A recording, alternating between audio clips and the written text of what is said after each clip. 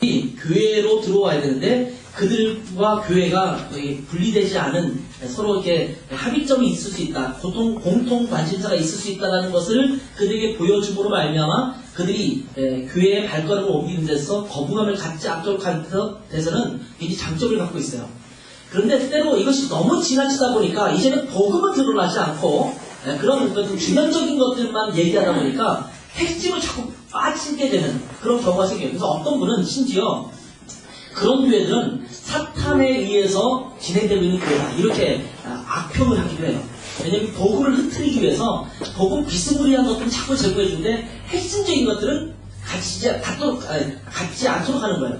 그래서 핵심적인 데는 나가지 않고 주변 것들은 얼마든지 말하도록 해라. 이것이 사탄의 전략이다. 또 오늘날 많은 미국에 있는 교회들, 특히 미국에 있는 교회들이 그런 전략에 빠져들어서 구제도 하고 섬기기도 하고 마을 주민을 섬기기도 하고 이런 것들을 행하는데 복음은 절대 말하지 않는. 그래서 그것까지는 사탄은 누구나 용인하기 때문에 그래서 그런 교회들이 부흥하게 만드는.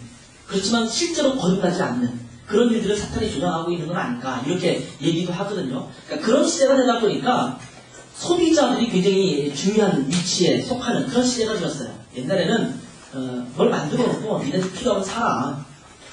살 필요 말고 이런 시대였었는데 지금은 그게 아니거든요. 너희들이 필요한 게 뭐냐 그것을 말하기만 하면 우리가 그것에 맞는 제품을 만들어내겠다. 이것이 오늘날의 사회라는 거죠. 그럼에도 불구하고 절대 불변의 진리라는 것이 있을 수 있다는 거예요. 그것을 우리가 붙잡고 있어야 된다는 거죠. 그런 것에 대해서는 우리가 우리 것들을 굽히고 내 생각과 내 욕심과 내 필요는 있지만 그것보다 정말 절대 진리가 우리에게 요구하는 것이 무엇인지를 잘 파악해서 그것을 따라가는 삶, 이것이 필요하다는 거죠. 그러기 위해서 우리가 절대 진리를 분명하게 갖고 있어야 되고 그 절대 진리에 대해서는 우리가 언제든지 순종할 수 있는 마음의 태도를 갖고 있어야 한다는 것입니다. 그래서 우리 그리스도인들이 교회에서 왜 나에게 이런 것들을 해주지 않을까? 이와 함께 그렇기 때문에 교회에서 이런 것을 내게 요구할 때 나는 부당하게 생각하고 나는 교회를 듣고 싶지 않아. 라고 하는 것들이 같이 이렇게 반복을 하면서 교회 내 이상한 기류들이 형성되는 것도 종종 있다라고 하는 거죠.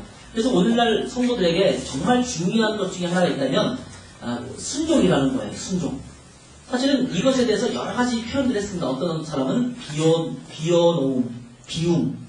자기를 비운다는 거죠. 어떤 분은 또 내려놓음. 다 비슷한 말이긴 한데 결국 따지고 보면 그것이 뭐냐면 순종이에요. 순종. 내 것으로 가득차서 하나님이 뭐라고 말씀하시는지 나 안 듣고 내 마음대로 가겠다라는 것에서 다 비워놓고 내려놓고 주님께서 말씀하시면 내가 그대로 따르겠다라고 하는 것이 결국은 비워놓음이라든지 아니면 내려놓음이라든지 더 내려놓음 뭐 이런 것들이 아니겠습니까? 결국 순종하는 것이 우리에게 필요하다는 거죠. 그리스도인들의 삶의 특징 중에 하나가 있다면 순종입니다. 왜냐하면 우리는 주님의 뭐니까? 주님 하면 뭐가 돼요? 주인, 종이잖아요. 우리 말로는 주의 종이 듣겠습니다 라고 말하는데 사실은 잘 안 들어요.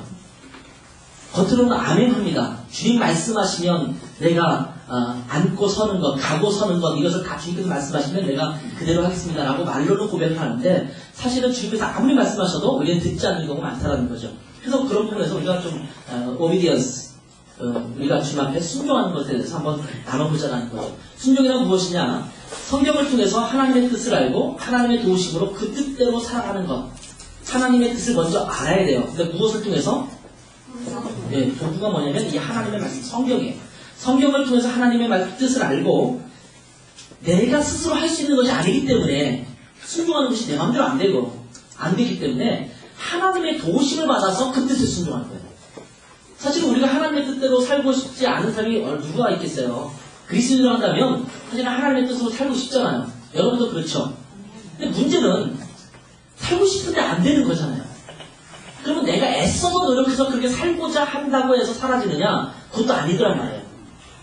애쓰고 노력하고 회개하고 눈물 펑펑 흘리고 막 그랬는데도 그 다음에 여전히 그 모습 그대로 살아가는 내 모습을 발견할 때마다 진절이 치잖아요. 도대체 나는 안 돼 그러면서 머리 쥐어뜯고 가슴 치고 그래도 안 되는 건 어떻게 하겠습니까? 마음에는 원하는데 육신이 약한 거예요. 그럴 때는 누구의 도우심이 필요하다고요? 하나님의 도우심이 필요해요. 그러니까 순종하는 것조차도 사실은 성령님께서 함께 하시지 않으면 할 수 없는 거예요. 그래서 성경을 통해서 하나님의 뜻을 알고 하나님의 도우심으로 그 뜻대로 살아가는 것입니다. 즉, 나 자신을 하나님의 통치에 맡기는 것이 순종이라는 거예요. 요한복음 8장 29절 누구까지 읽으셨나요? 나를 보내시니가 나와 함께 하시도다. 내가 항상 그의 기뻐하시는 일을 행함으로 나를 혼자 두지 아니하셨느니라. 하나님과 함께 있는 것이 순종입니다. 하나님이 기뻐하시는 일을 행하는 것, 하나님과 함께 있으면서 하나님이 기뻐하시는 일을 하는 것, 그분을 기쁘시게 하는 일을 하지 못할 때는 하나님과 함께 있지 못합니다. 죄를 지은 사람은요, 그 죄를 범한 그 상대방을 향해서 같이 있지 못해요.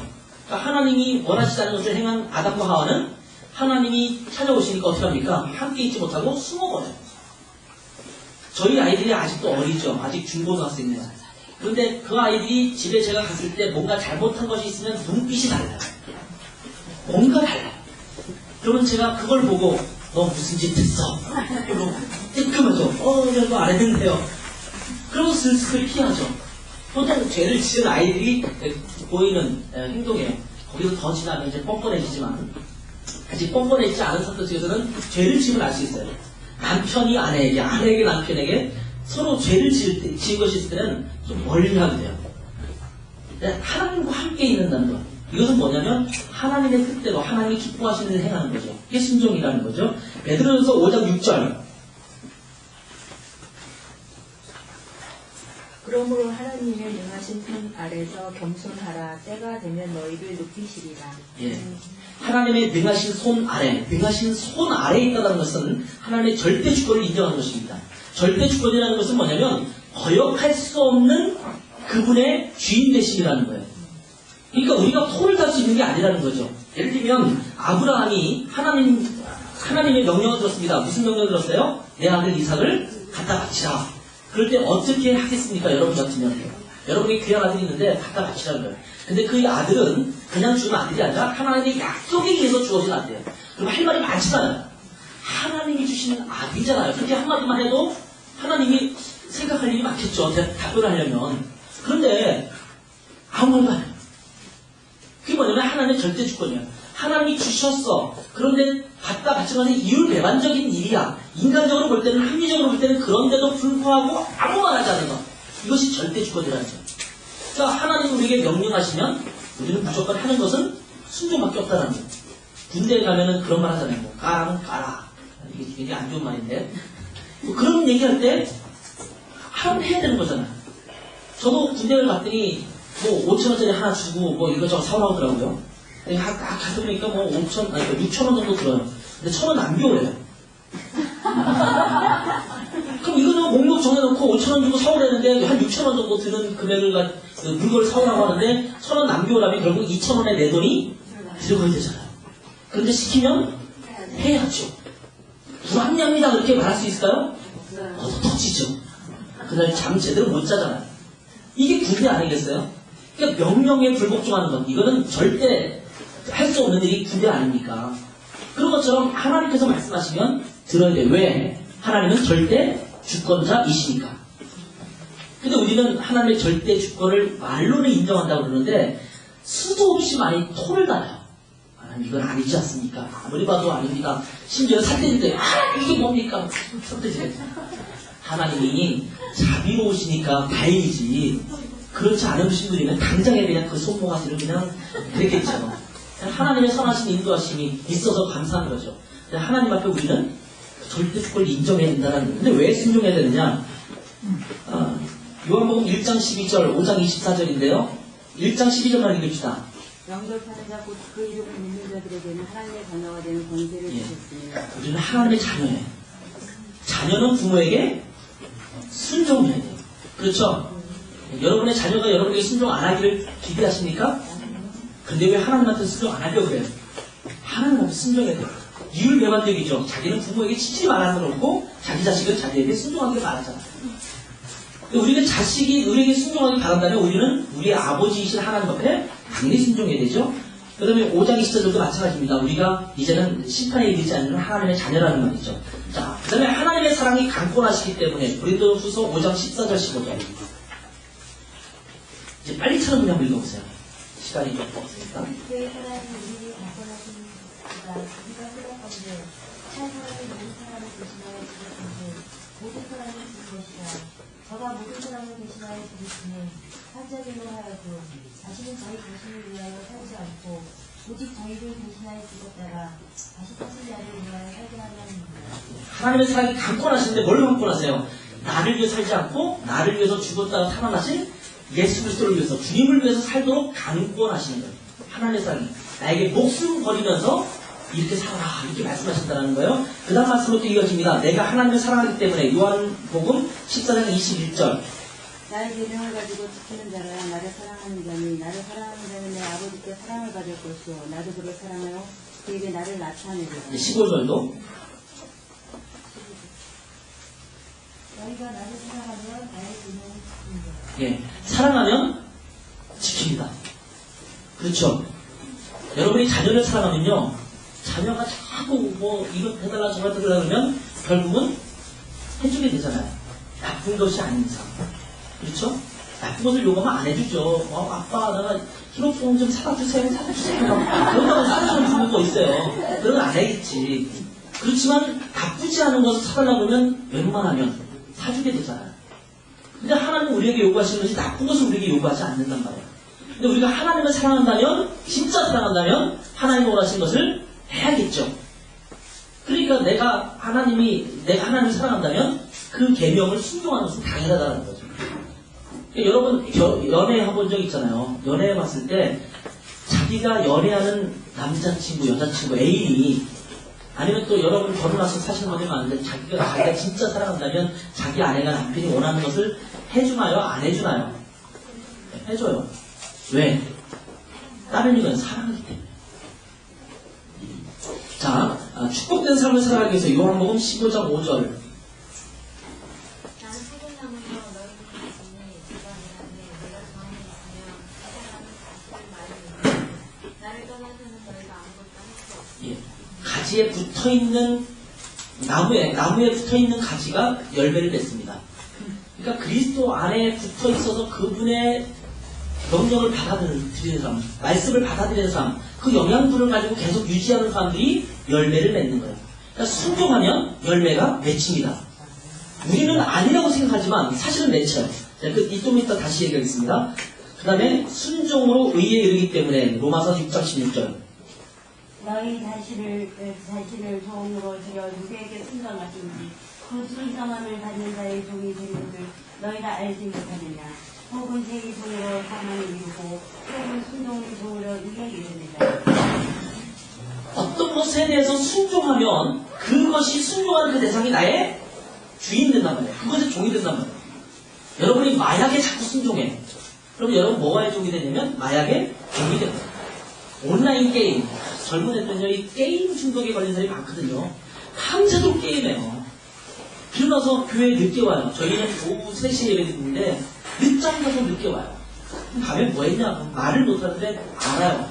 밤새도록 온라인 게임 했어요. 그걸 못 끊어요. 나쁘다고 알면서. 그 친구는요, 누구의 종이에요? 게임의 종. 어떤 사람은 돈의 종이 된 사람이 있어요. 계속 돈의 순종이. 돈이 되는 일. 돈이 안 되느냐, 되느냐, 돈이 나가는 거냐, 들어오는 거냐, 이것에 따라서 모든 것을 판단해. 그러면 그 사람은 누구의 종이에요? 돈의 종이에요.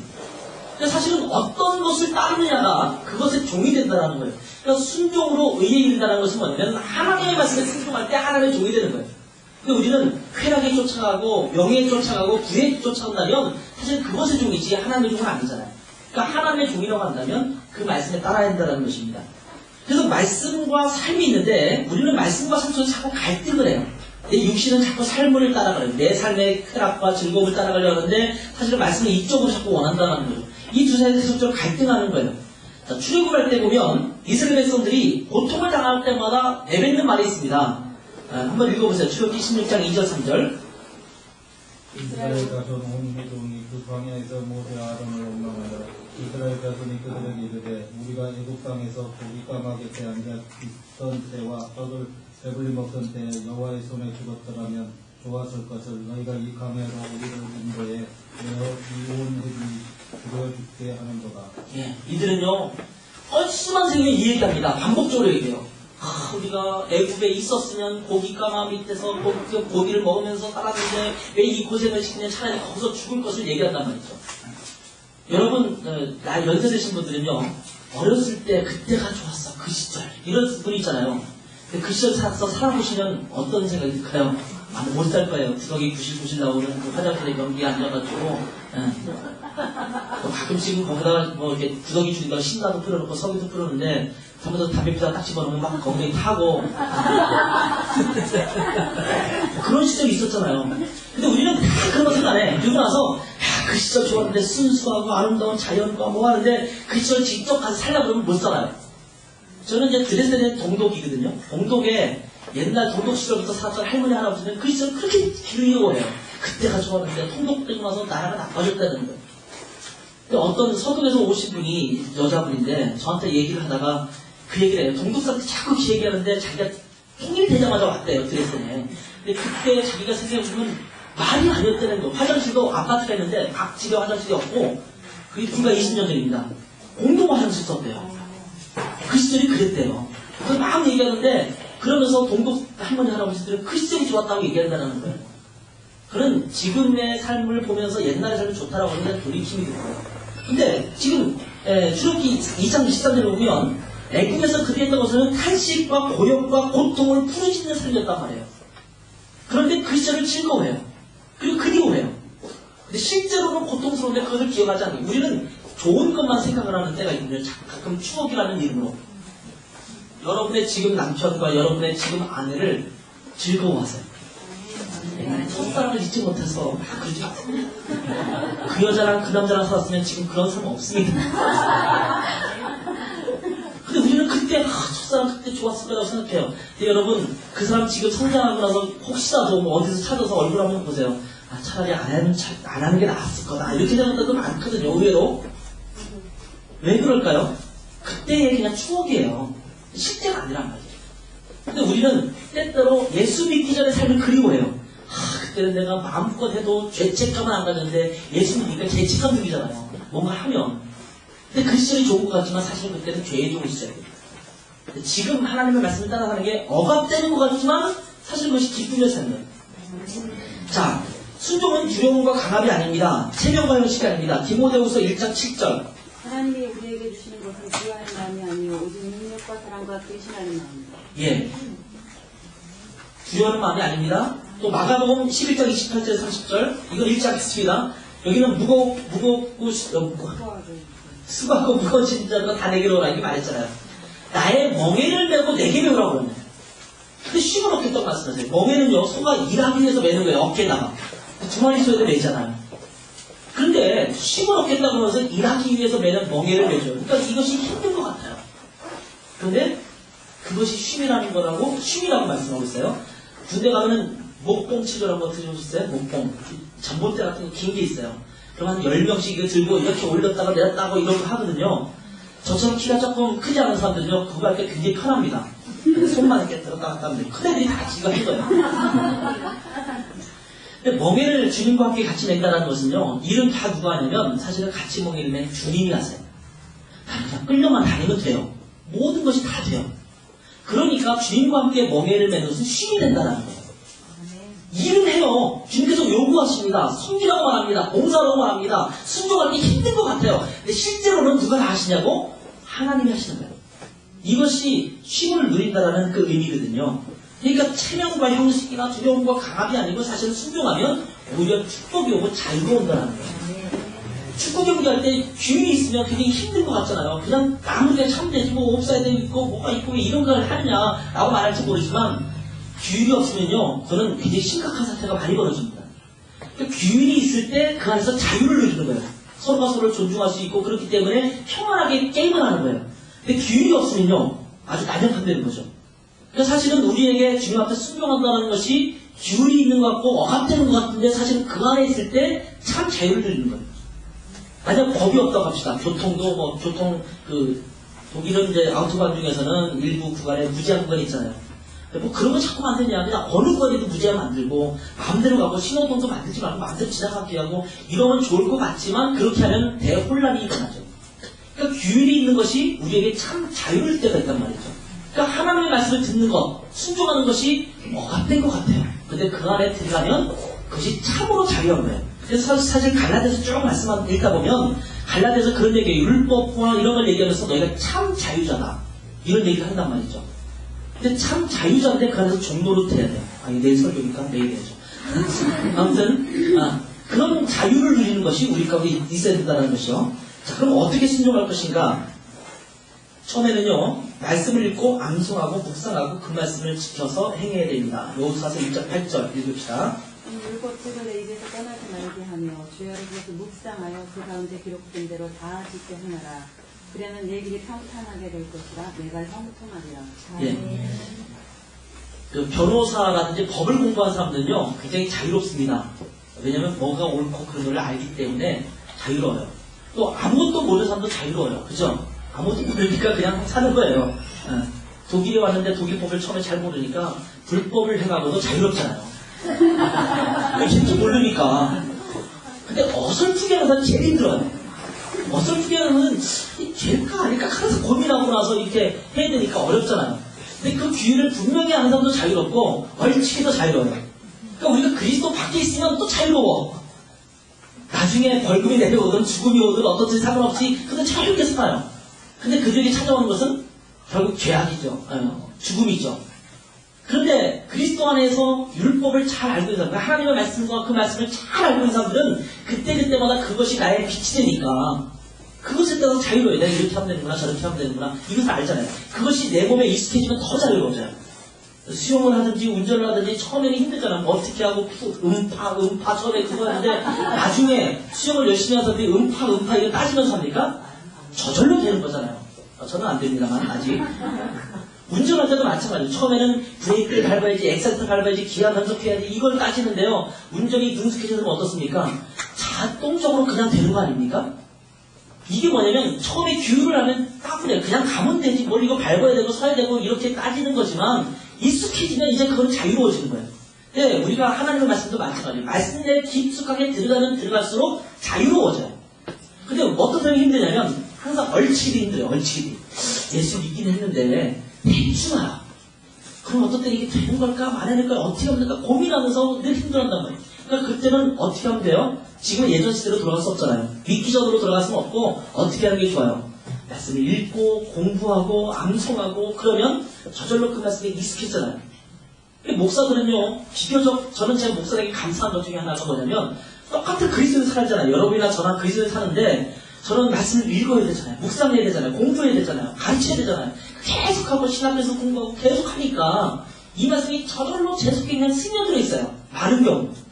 그러니까 언제 어느 때든지 뭐가 옳고 그르고 이렇게 하면 되고 안 되고가 저절로 생각나는 거죠. 그러니까 그 안에서 자유를 느끼는 거예요. 뭐 남들이 하지 말라는 것 이거 힘든 거 아니야? 왜 이걸 못하게 하느냐? 이런데 저는 그분이 굉장히 자유로워요. 왜? 그걸 안 하는 게 힘든 게 아니니까. 그런 것들이 자유를 갖게 되는 거죠. 그러니까 그러려면은 잘 배워야 돼요. 집사님으로 사역을 하는데 자유로우려면 말씀을 잘 배워야 됩니다. 그렇지 않으면 교회에서 힘들어요. 그러니까 말씀 공부 열심히 하셔야 돼요. 자, 그럼 언제부터 순종하는가? 예수님 믿으면서부터 이 말입니다. 두 개 다 예수님 믿으면서부터 순종하는 것이 어느 정도 성장한 다음에 순종하는 것이 아닙니다. 두 번째, 시편 1편 1절과 잠언 4장 14절 15절의 가르침입니다. 1편 1절 한번 읽어보세요. 이거 많이 외우는 말씀 중에 하나죠. 거기 있는 사람은 악인의 꾀를 듣지 않고 죄인의 자리에 서지 않죠. 자, 잠언 4장 14절 15절 빨리 찾은 분 읽어주세요.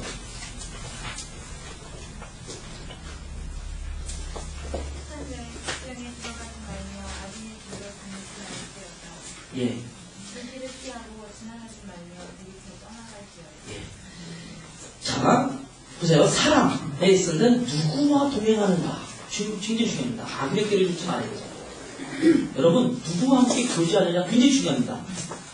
어떤 우리와 함께 교제하느냐. 부정적인 말만 하는 사람과 교제하면 부정적인 것이 자꾸 자기한테 자라요. 긍정적인 것과 사람들과 교제하면은 긍정적인 것들이 자꾸 생겨나요. 나쁜 습관을 갖고 있는 사람과 교제하면 나쁜 습관이 자꾸 내 안에 들어와요. 근데 좋은 습관을 갖고 있는 사람과 교제하면 좋은 습관이 자꾸 내 안에 생기죠. 자, 악인의 꾀를 좇지 않는 것이 필요하죠. 또 장소, 죄인의 길에 서지 않는 것, 내가 여기 있어도 그리스도의 모습이 나타나는가? 이걸 생각하시면 돼요. 사창가에 들어가 있는 것, 뭐 술집에 들어가 있는 것, 자욱한 담배 연기, 자욱한 어떤 마약도 하고 그런 자리에 앉아 있는 것, 이것이 내가 그리스도인으로서 당연한 것인가? 이런 것들 생각해 보시라는 거예요. 목사와 성도는 다릅니까? 같습니까? 이 신앙의 정도에서는 똑같아야 돼요? 달라야 돼요? 같아야 되죠? 안 그렇습니까? 목사는 다른가요? 목사는 지도자니까 더 성결하려고 노력하긴 해야겠죠. 지도자니까. 그러나 궁극적으로는 같아야 돼요? 달라야 돼요? 같아야 돼요. 우리는 누구와 같아져야 되냐면 그리스도와 같아져야 돼요. 그렇죠? 주님께서 말씀하셨잖아요. 우리가 목표할 것은 그 일까지 잘하는 거예요. 예수님까지 잘하는 거예요. 그러면 목사나 성도랑 똑같아요. 그죠? 잘하는 목표에 따지면. 그럼 목사가 있지 말아야 될 자리에 있다. 여러분 연상이 되죠? 뭔가. 그럼 여러분도 그 자리에 있어야 돼요? 없어야 돼요? 없어야 돼요. 이해하시겠죠? 똑같습니다. 그러니까 죄인의 길에 서지 않고 죄인의 자리에 서지 않는 것. 이것이 필요합니다. 그러니까 여러분이 무엇을 하든지 간에 사인을 하는 자리든 계약을 하는 자리든 아니면 부부와 얘기하는 자리든 어떤 자리든 간에 이것이 내가 그리스도인으로서 있어야 될 자리인가 없어야 될 자리인가를 따지라는 거예요. 이럴 때 순종이 가능하다는 거예요. 시간, 어떻게 시간을 활용할 것인가. 시편 90편 12절. 우리에게 우리 날 계수함을 가르치자 지혜의 마음을 얻게 하소서. 예, 우리의 나를 계수하는 것이 필요하다는 거예요. 그래서 그리스도인들은요, 시간 관리도 잘해야 돼요. 내 시간을 지금 제대로 쓰고 있는가. 자, 이것이 순종 중에 하나죠. 온전한 순종입니다. 사울의 예를 듭시다. 읽지는 않겠습니다.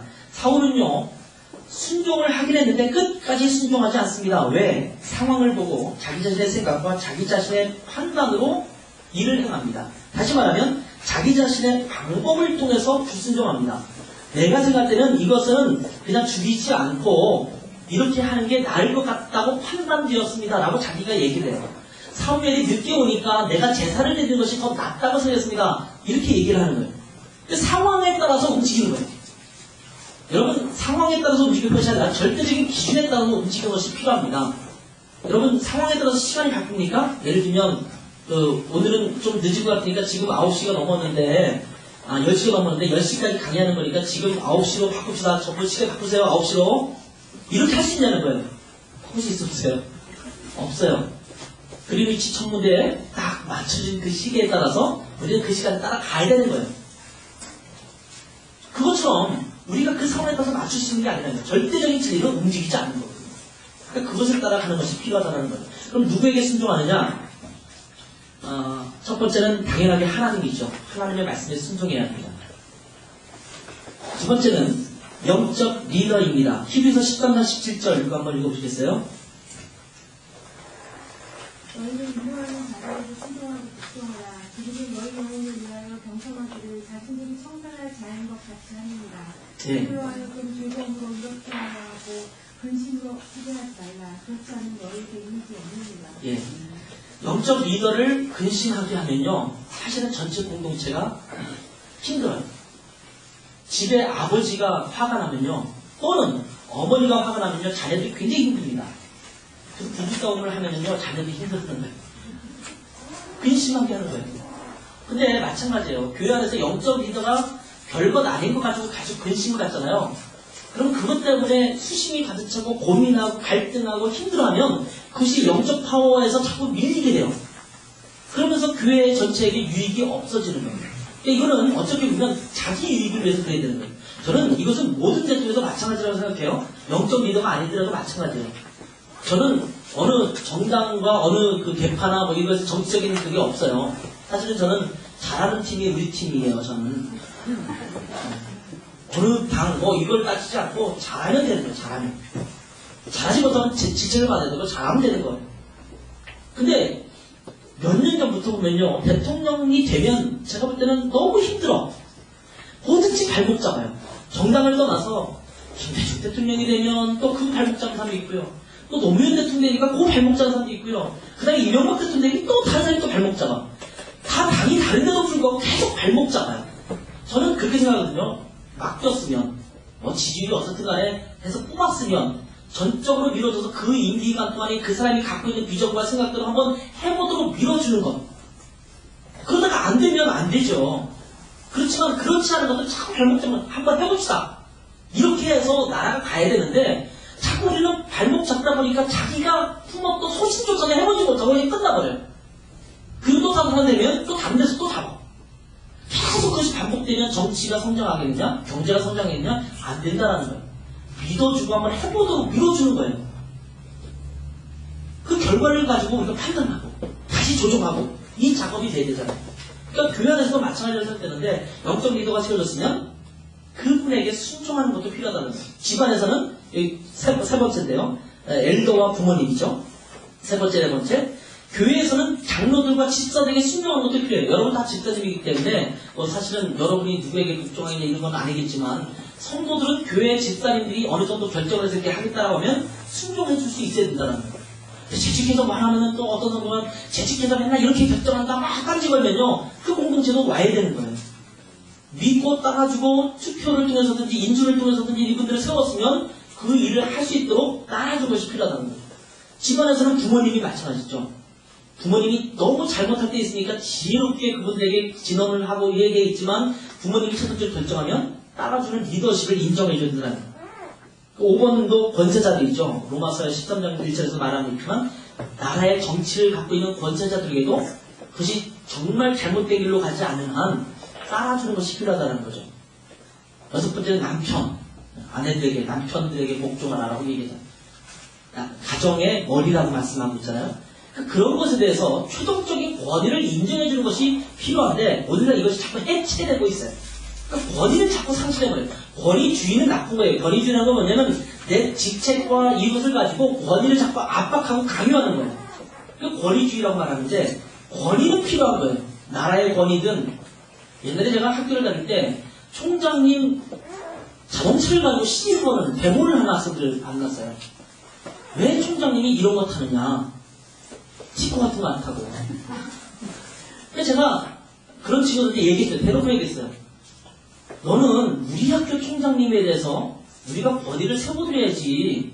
그거 가지고 자꾸 이거 시비 걸게 되냐. 그건 시비 걸 게 아니거든요, 사실은. 근데 별거 아니까 자꾸 시비 걸기 시작해요.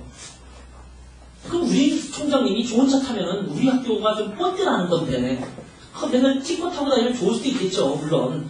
다른 의미에서 또 존경받을 수 있겠잖아요. 그것도 그렇지만 그분이 또 이렇게 할 수 있으면 그냥 하는 거고 이렇게 할 수 있으면 이렇게 하는 건데 그거 가지고 데모거리면 안 되는데 그거 가지고 데모하고 차 푸시고 차 푸셔서 티고서 뭐합니까? 그 돈 아까운 건데. 근데 우리는 쓸데없는 것을 자꾸 이렇게 딴지를 거예요. 그렇지 말고 그것에 대해서 인정해주고 따르는 것이 필요하다는 거죠. 근데 왜 불순종하느냐? 자, 친구와 부모님, 직장, 학교 이런 데서요, 주위 사람들로부터 오는 위협과 두려움 때문에 불순종합니다. 사무엘상 15장 17절에서 24절 일작했습니다. 사울이 왜 제사를 드리고 그렇게 했느냐? 백성들을 두려웠기 때문이다. 이렇게 얘기합니다. 지금 전쟁을 해야 되는데 제사를 빨리 드려야 되는데 이거 안 하니까 백성이 들고 들어갈 것 같아요. 이게 눈치를 보니까 상황이 안 되겠다. 그러니까 그냥 제사를 드리는 거예요. 백성들을 두려워하여 그렇게 하였다. 이렇게 얘기합니다. 어떤 그룹에서 시험을 했습니다. A, B, C라는 줄을 걸었어요. A가 가장 길고 B는 좀 제일 짧고 C는 중간 정도 줄입니다. 그래서 이 10명 정도를 모아놓고 청소년 10명을 모아놓고 조사를 한 거예요. 나머지 다 짜고 한 명만 안 짠 사람이에요. 몰라요. 어떤 상황인지 몰라요. 짜가지고 나중에 9명한테는 중간치가 가장 길다라는 것에 자기 손을 들어라, 동의해라. 이렇게 짰어요. 한 사람만 빼놓고 다 그렇게 짰어요. 그래서 짜가지고 첫 그룹에 딱 합니다. 자, 어느 수석이 제일 깁니까? 자, A가 제일 길다는 사람, 그러니까 모르는 사람은 딱 손 들죠. 근데 아무도 안 들어. 저들이 미쳤나? 근데 B 그때 아무도 안 들어요. C 그러니까 다 들어요. 9명이. 저들이 진짜 뭐가 길고 짧은지도 몰라? 이랬단 말이에요. 그런데 그 실험을 사람들을 바꿔가면서 또 그 애를 또 하나 집어넣고 또 집어넣고 해서 나머지 9명 다 짠 거예요. 계속 반복적으로 했는데 10번이 되기 전에 그 아이는 남들이 드는 것을 손따라 군답니다. 이 실험을 하면 군중들에 대한 어떤 위협을 갖고 있는가. 사실은 우리는요 그런 때가 너무 많아요.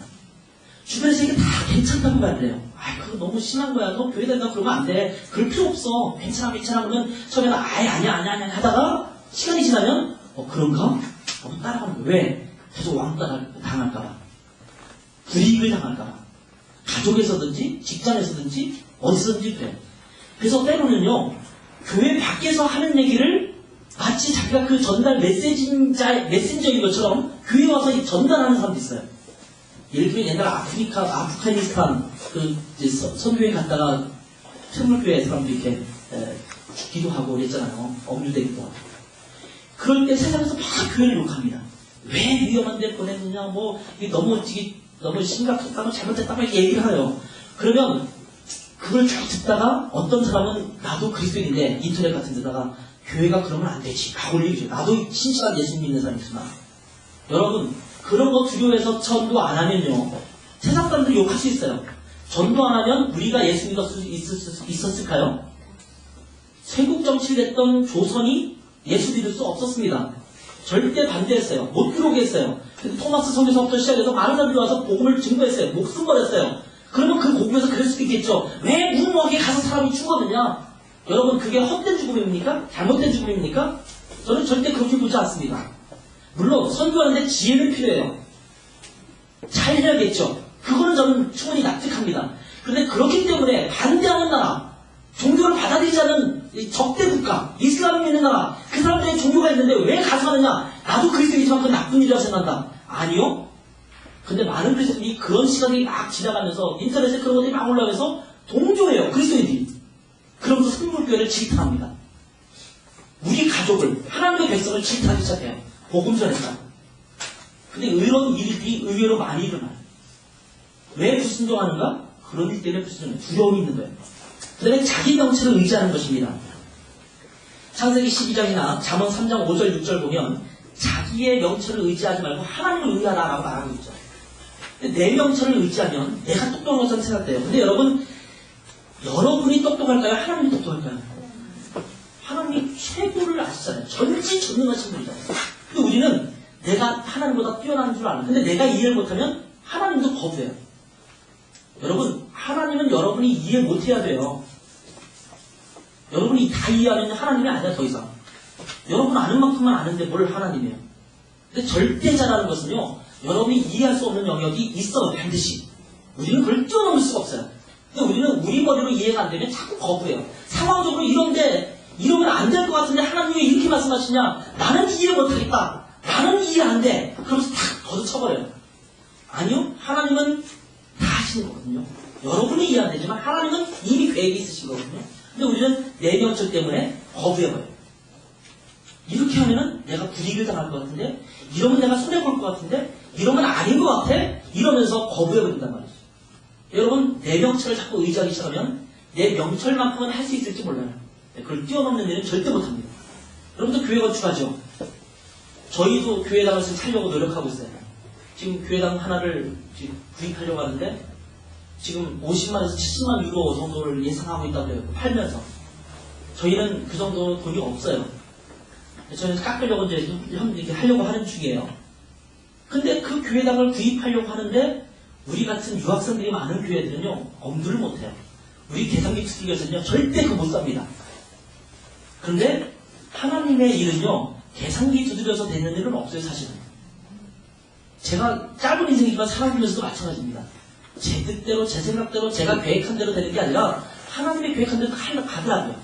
중요한 것은 그것이 하나님이 하시려고 하는 거냐 아니냐가 중요한 거지, 하나님이 하시려고 한다면 믿고 따르는 거예요.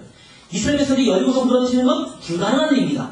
더군다나 하루에 한 바퀴씩 돌고 마지막 날 7바퀴 돌고 또 가기 전에는 할례 받고 오늘날은 포경수술 다 받고 장정들이 이러고 있는 거는요, 이거는 이해될 수 없는 행동이에요. 하나님이 그렇게 말씀하시면 그렇게 하는 거예요. 왜? 하나님의 계획 가운데 있기 때문에. 이게 내 명철과 하나님의 명철의 차이죠. 그 다음에 세상을 사랑할 때 또 순종하지 못합니다. 자기 자신의 재산, 소유물, 장래에 대한 염려, 이런 것들 자꾸 따지기 시작하면 순종하지 못합니다. 그게 걸림돌이 되는 거예요. 뿐만 아니라 가장 큰 것 중에 하나가 리더와의 갈등이에요. 사실은요, 하나님의 말씀을 우리 가운데 말씀하는 것이 있는데, 때로는요, 어떤 공동체를 이끌어갈 때, 특별히 일을 할 때, 여러분 집사들이니까, 일꾼이니까, 일을 할 때 보면 리더에 따라서 움츠려야 돼요. 어떤 공동체나 마찬가지거든요. 리더가 있고, 리더와 함께 그 일을 해나가야 되는데, 리더와의 갈등이 생길 때 순종이 안 될 때가 있단 말이죠. 그러면 어떻게 해야 되느냐? 자, 계획과 비전, 사역이 다를 때 리더와의 갈등이 생깁니다. 내 생각과 내 계획, 내가 생각하는 비전과 달라요. 또 리더의 허물을 보게 됩니다. 때때로는 리더의 부족한 부분이 보이잖아요. 왜 우리 모세 선생님은 모세는 왜 이렇게 화를 내? 왜 집어 던져 자꾸? 우리 다윗 선생님은 왜 자꾸 남의 사람을 이렇게 데려가서 자기 분이 삼을까? 이런 거 허물을 보게 되면 갈등이 생기죠. 또 나를 인정하지 않을 때 무슨 일이냐면 리더가 나를 잘 인정해주지 않아. 나 열심히 했는데 그럼 상처받잖아요. 나는 열심히 했는데 왜 나는 자꾸 안 인정해주지 않는가? 또 부당한 요구를 한다고 생각할 때 리더가 너한테 너무 자꾸 이것을 푸시해. 이거 해라 저거 해라 이거 했으면 좋겠다라고 얘기한다. 그게 부당한 요구. 또 나에게 무관심할 때 아예 뭐 관심도 안 가죠. 왔는지 안 왔는지 모르고 계속 왔는데도 지난주 왜 오셨어 자꾸 묻고 이러다 보면 무관심한 것을 보일 때 그러면 도대체 나한테 관심이 없는 거야 이렇게 그렇게 보일 수 있죠. 그러면 어떻게 해야 되느냐? 사실 이런 갈등이 있을 수 있어요. 이거는 인간이기 때문에 누구나 갈등이 같습니다. 그럼 어떻게 해야 되느냐? 기도해야 됩니다. 아무것도 염려하지 말고 오직 모든 내 기도와 간구로 너희 불러서 감사하고 하나님께 아뢰라. 그래서 모든 지각이 뛰어난 하나님의 평강이 너희 마음과 생각을 지키시라. 이렇게 말씀하세요. 그래서 하나님 앞에 기도해야 돼요. 문제가 생기면 그걸 가지고 대들지 말고 기도하세요. 그래서 누구든 이거 리더와도 마찬가지고 다른 성도들과도 마찬가지인데 갈등이 생기면 가장 먼저 뭐 해야 된다고요? 기도하는 거예요. 기도하면 지혜가 생겨요. 근데 문제는 기도 안 하고 대들어요. 대든다라는 것이 뭐 위 어른에게 대든다라는 표현도 있지만 그게 아니라 뛰어든다라는 게 그냥 행동부터 옮긴다라는 거예요. 아니요. 기도 없이는 움직이지 마세요. 먼저 기도하세요. 하나님 힘드네요. 어렵네요. 고통스럽네요. 제대로 기도하면 하나님이 제대로 말씀하십니다. 분명히 길을 보여주세요. 해결됩니다. 문제는 기도 안 하고 움직이니까 돼요. 두 번째는 상담하십시오. 신앙이 좋은 사람들과 상담하세요. 신앙이 좋은 사람들. 자기 편 들어주는 사람과 상담하지 말고 우리 그런 욕구가 있거든요. 내 편과 상담하려고 해요. 내 얘기 듣고 아 맞아 네가 그랬지 그 사람 진짜 나쁜 사람이야 이러면 기분이 좋아지잖아요. 그리고 조금 내 의견 안 들어주면 그 사람한테 멀리하기 시작하죠. 그거 말고요. 정말 하나님의 말씀대로 나를 도와줄 사람들을 찾아서 상담하라고. 그 다음에 리더는 사람이라는 것들을 바라보십시오. 아까도 제가 말씀드렸지만 모세나 다윗이나 바울이나 그 모든 사람들에게 다 약점이 있었어요. 바울도 마찬가지예요. 대만한 게 헤어지기도 하고 마가도 헤어지고 막 이러다가 다시 불러오라고 막 이러잖아요. 갈등들이 다 있어요. 그것 때문에 바나바랑도 싸워서 이제 서로 따로 움직이기 시작하고 이런 분들이 있잖아요. 그런 약점들을 있을 때도 아 사람이니까 어쩔 수 없지 아직 완전히 성화되지 않은 그런 단계에 있는 사람이니까 그럴 수도 있지라고 생각한 말이에요. 근데 그런 완벽성을 자꾸 요구하다 보면 화가 생기고 분노가 생기고 연약성을 인정하는 거예요. 리더도 인간이다. 옛날에는 목사는 화장실도 안 간다고 생각해서 목사님 화장실 같이 옆에 있으면 목사님 어떻게 화장실 오셨지? 상처받고 그다음에 교회 안 가고 옛날 어렸을 때 그런 친구 있어 실제로 자기가 말하는 거예요. 근데 목사님 화장실도 가. 그렇게 못 다녀. 옛날 얘기지만 요즘은 조금 더 바뀌었지만 그런 부분이 너무 많이 등장한다는 거예요. 그래서 사랑으로 인정해 주라는 거예요. 그리고 사랑의 눈으로 리더를 바라보십시오. 사랑하면요 약점도 좋아 보여요. 사랑을 하면은 예뻐져요. 그죠? 아무리 뭐죠?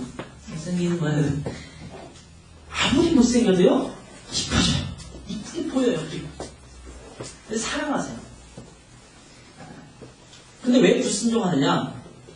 주님과 나와의 교제가 원만치 못할 때 불순종합니다. 사실은요 리더와의 문제가 생기든 아니면 옆에 있는 형제들과 또 자매들과 문제가 생기든 문제 생기는 것 중에 하나는요 주님과의 관계가 안 되면 옆에 있는 관계는 저절로 안 되게 돼요. 주님과의 관계가 좋으면 문제될 것도 자기 스스로 먼저 한 발자국 해결되고 들어가기 시작해요. 그러니까 문제가 생기면 그 사람과 먼저 풀지 말고 아까 말했는데 기도하라고 했잖아요. 왜 기도해야 되냐면 그 사람과의 문제를 풀기 전에 먼저 하나님과 풀어야 되기 때문에요. 그럴 때 그 사람과의 문제가 해결되기 시작해요. 근데 문제가 있을 때 10조 8구는요. 저 사람의 문제도 있지만 내 문제도 커요. 그러니까 내 문제를 해결하고 내려놓고 가기 시작하면 해결책이 보이기 시작하는데 내 거는 그대로 감싸지고 저 사람이 이걸 고쳐야 돼 라고 생각하고 접근하는 경우가 대부분이기 때문에 문제가 해결되지 않아요. 근데 하나님 앞에 나가면 하나님이 내 모습을 보게 해주세요. 그 상대방을 사랑으로 보게 해주세요. 그래서 상대방이 잘못했어도 덮어주게 돼 있어요. 그래서 주님과의 교제가 원만치 않을 때는 시험에 빠질 수 있다. 부부관계가 원만치 않다. 막 싸운다. 요즘 많이 싸운다. 그러면 기도하는 시간과 말씀 있는 시간 더 늘리세요. 그러면 남편이 아내가 더 사랑스러워져 보이기 시작합니다. 용납되기 시작해요. 교회가 사랑스러워지고 목사님이 사랑스러워지고 집사님이 사랑스러워지고 오늘 맛없는 음식을 예를 들면 내일 뭐 이렇게 음식을 누가 준비하는지 모르지만 저희가 또 셀별로 돌아가면서 하거든요. 샌드위치 내놓고 이상한 거 내놔도 사랑을 하면요 또 맛있게 느껴져요. 이게 사랑이라는 거예요. 자기 아내가 처음에 결혼할 때 사랑할 때는요 아무것도 해줘도 다 맛있게 느껴지잖아요. 근데 그 신중해지면 이제는 짠맛도 느껴지고 단맛도 느껴지고 탄 것도 느껴지고 느껴지겠잖아요. 그렇죠? 근데 사랑을 하십시오. 그럼 누구와 동행하는가? 내가 어떤 사람과 주로 교제하기 때문에 이런 불순종의 씨앗이 자꾸 생기는가? 이걸 생각해 보세요. 내가 지금 교제권인 어떤 사람과 주로 있는가? 불평불만들을 많이 하는 사람과 교제하고 있는가? 주님을 정말 사랑하는 사람과 교제하고 있는가? 이것들을 한번 생각해 보세요. 또 환경이 나를 주장할 때 환경이 너무 나를 억누르잖아요. 환경이 힘들고 어렵고 그러면은 불평불만하게 되고 이것 때문에 핑계 삼아서 불순종하게 되죠. 하나님 이게 뭡니까? 이거 아니잖아요. 그래서 불순종하게 되잖아요. 그러니까 환경이 나를 너무 누른다고 할 때는 하나님 앞에 그때도 나아가야 돼요. 그러면 환경보다 더 크신 하나님을 바라보게 되고 하나님의 큰 뜻을 더 바라보게 되기 때문에 지금 상황을 벗어날 수 있는 거죠. 자, 그래서 나의 생활 가운데 불순종의 영역은 없는가? 내가 어떤 부분을 불순종하겠는가? 아까 순종의 대상 있잖아요. 순종의 대상에서 하나님과 영적 리더, 또 엘더, 부모님, 권세자, 남편 이런 대상들에 대해서 내가 불순종하고 있는 영역들은 무엇인가? 이런 것들 한번 생각해 보시고요. 성경은 어떻게 가르치고 있는가? 그들과의 관계 속에서 이걸 잘 보세요. 여러분의 판단을 가지고 하지 마시고 성경에서는 어떻게 가르치고 있는가? 남편과 아내 관계 속에서, 부모와 자식 관계 속에서, 영적 리더와 나와의 관계 속에서, 또 사람과 사람들과의 관계 속에서 어떻게 성경이 가르치고 있는가에 주목하세요. 그리고 그것에 따라서 여러분의 그 적용을 한번 잡아보시라는 거예요. 그러니까 실제적인 적용, 구체적인 적용이죠. 그 다음에 가능한 적용, 내가 할 수 없는 적용이 아니라 자기가 할 수 있다고 생각하는 것들. 뭐 천리길도 첫 걸음부터 한 걸음부터잖아요. 그러니까 자기가 할 수 있는 조그만 것부터, 거창한 것부터 말고. 그 다음에 자기 개인적으로 할 수 있는 거, 남의 도움을 빌려야 되고 막 공동체가 빌려야 되고 이런 거 말고 자기 스스로 한 발자국 시작할 수 있는 개인적인 것들부터 해서 내가 어떻게 할 수 있는가? 목사님과의 관계 속에서, 다른 집사님과의 관계 속에서, 또 부모님, 또 남편과 아내의 관계 속에서 내가 서로를 향해서 순종할 때 어떻게 하는 것이 좋은가를 생각해 보시라는 거죠. 그래서 교훈을 받았으면 그것을 적용하고 실천하고 다시 잘 했는지 안 했는지 점검하고 다시 재적용하고 이런 것을 통해서 여러분이 서로의 관계를 만들고 또 좋은 팀워크를 만들어서 우리 하나님 교회가 하나님 앞에 쓰임받는 강력한 공동체, 그런 공동체로 서길 바라고 그 중심에 여러분 집사님이 있길 바랍니다. 네. 자, 제가 찬송 한 장만 여러분에게 제안을 드리고 싶어요. 이게 뭐냐면 314장입니다. 죄송합니다. 여러분은 512장. 새 찬송가는 314장이지만 옛날 찬송가는 512장입니다. 내 구주 예수를 더욱 사랑 엎드려 주님만 들으소서 내 진정서 원인 내 구주 예수를 더욱 사랑 더욱 사랑. 여러분 우리가 재직이지만 사실은 사랑하면 길이 보입니다. 몰라도 사랑하면 길이 보여요. 주님을 깊이 사랑하면 내가 교회를 위해서 어떻게 할지를 압니다. 내가 주님을 깊이 사랑하면 내가 집사로서 무엇을 해야 될지가 보이기 시작해요. 주님을 깊이 사랑하면 목사님과 또 주변에 있는 다른 집사님과 또 다른 성도들과의 관계를 어떻게 할지가 보여요. 이 주님과의 깊이 있는 사랑은 빼놓고 현실만 자꾸 보기 시작하면 마음이 강박해져요. 일이 안 돼요. 자꾸 문제만 보여요. 그러지 말고 주님을 사랑하세요. 그리고 주님을 사랑하는 그 눈으로 주변을 보시고 일을 보시고 사역을 보시고 여러분이 갖게 하기를 원하는 그런 목표들을 보세요. 그러면 길이 보입니다. 사실은 많은 것들을 배우지 않아도 사랑하는 것 하나만으로도 할 수 있어요. 부부관계도 마찬가지잖아요. 서로 사랑하면 초보 아내, 초보 남편이라도 할 수 있어요. 사랑하면 처음 낳아서 키우는 아이도 남육법 배우지 않고 책을 보지 않아도 사랑하면 아이를 키울 수 있어요. 그게 사실은 회복 중에 하나입니다. 그래서 마지막 찬양에 이 찬양을 통해서 하나님 앞에 사랑을 고백하고 회복하는 시간이 됐으면 좋겠어요.